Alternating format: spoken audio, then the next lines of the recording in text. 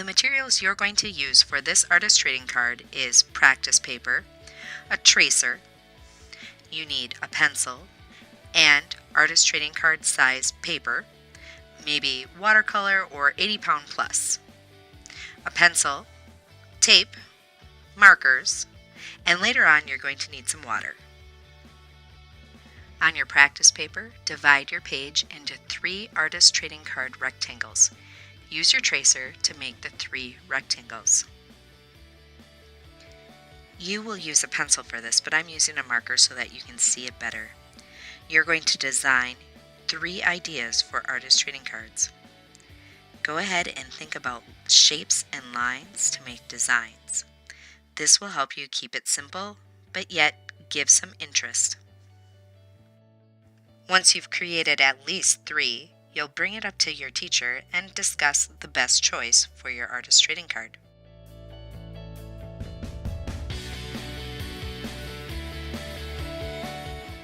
Once you have been approved for an artist trading card design, you're going to be handed some foam.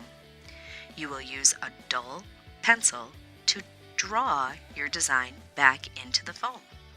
Don't press so hard that you go through the foam, but press firmly so that you make nice creases in the foam.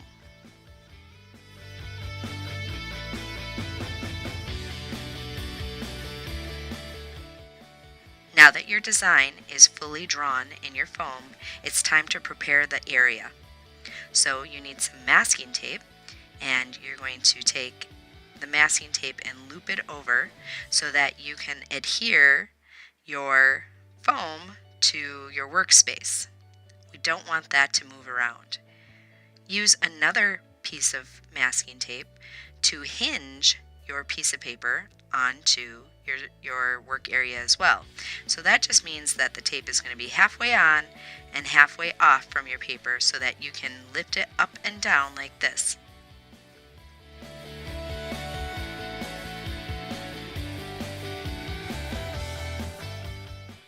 Now for the dry foam technique, you're going to use the markers that you have chosen for your artist trading card. You will color one section of your artist trading card on the foam. You'll hinge over your piece of paper and rub gently on the back. You're going to continue to do this for every single area of your artist trading card. You might even do 2 at a time.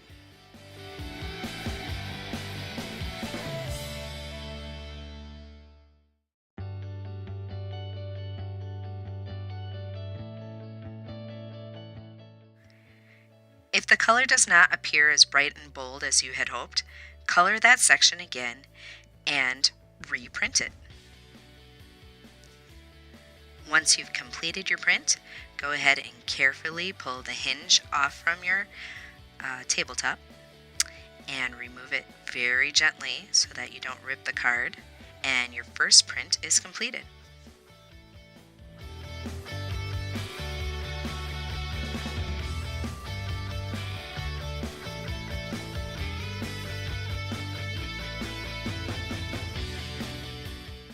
You do not have to use several colors in order to make this print. You can simply use one.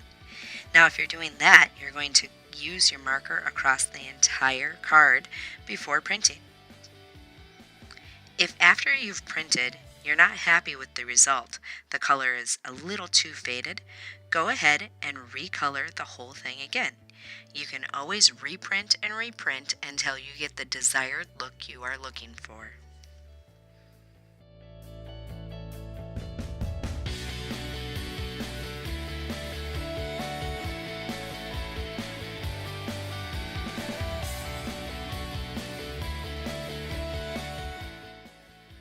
Cleanup is easy. Simply take a damp paper towel and wipe off the foam.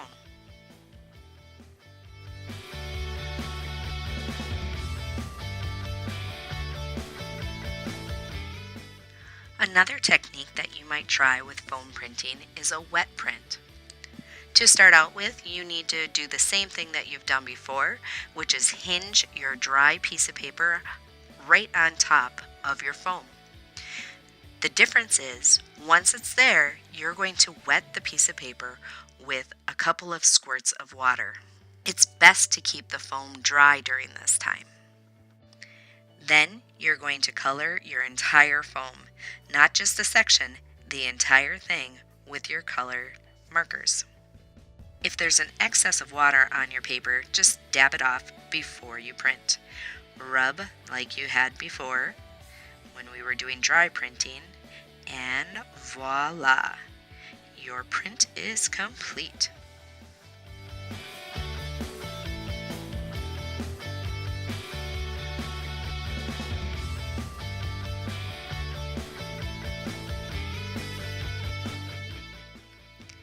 Now it's time to experiment. I'm going to do a wet print, but I'm going to do it in a different way that I had done before. I'm still spraying my paper, and then I'm going to add my color directly onto the foam. I'm coloring the entire piece with yellow this time. I'm choosing to use my lightest color first. Again, if there's excess water, dab it off, and then print. There we go, we've printed it, and now I'm going to wipe off my foam before adding another color. This time I might get picky and just only go into some sections. The entire card already has yellow on it, but now I'm adding some red in just some areas. I'm going to try the same thing with blue, and then I'll try that with black.